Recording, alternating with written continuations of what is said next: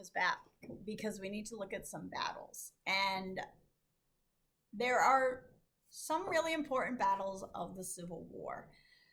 Antietam is the turning point. That is where the South loses the first time. It is where Britain and France decide full stop, they're going to stay neutral, and it pushes Abraham Lincoln to issue the Emancipation Proclamation. So Antietam is not like super specific on this map here, but we know it's happening around here. A lot of this stuff is happening right in this general area, okay? We've got the Battle of Shiloh on April 6th through April 7th, 1862. General Grant, who's way out here, right? He is trying to capture Corinth, Mississippi. He is stopped by Confederates in Shiloh, Tennessee. And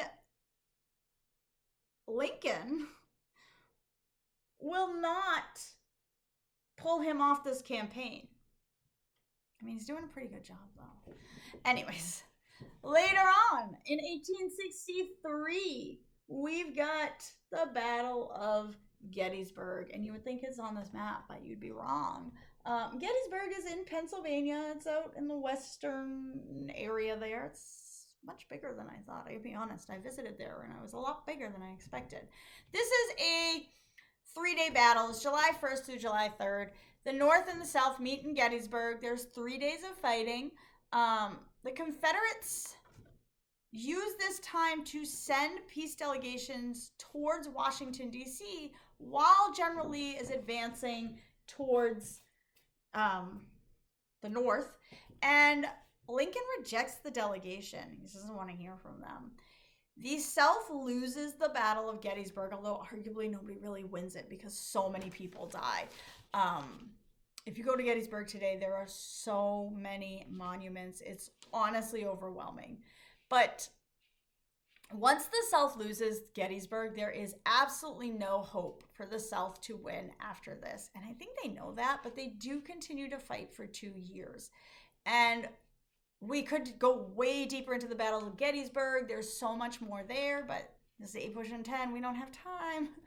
We also have the Battle of Vicksburg on July 4th, 1863, where Grant and the Union soldiers lay siege to the city of Vicksburg for months. Okay? You siege a city, it's when you surround it, usually from above, and you attack it. And so Grant and the Union Army are laying siege to Vicksburg, and the Confederates are trapped inside. And eventually, they will surrender to to Grant once the losses from Gettysburg come down the line. Then we've got the Battle of Atlanta, which is arguably less of a battle and more of what we like to call the march, right? Perhaps you've heard of General Sherman and his march to the sea. So from September through December of 1867, Sherman is taking the Union Army down, and they are going through Georgia. They march through Atlanta, capture the city in September. They burn it down as best they can. They burn it down in November, and then they continue their march to the sea. So Atlanta is up here, and they're going to march down to the sea, and then once they have successfully captured all of Georgia, they will turn and head up to the Carolinas. Okay? By April of 1865, General Grant has taken, finally, the city of Richmond. We sent ourselves back there in 1862. General Grant finally captures Richmond in 1865 after 5 days of fighting from April 4th to April 9th. General Lee surrenders at Appomattox Courthouse and ends the Civil War for good.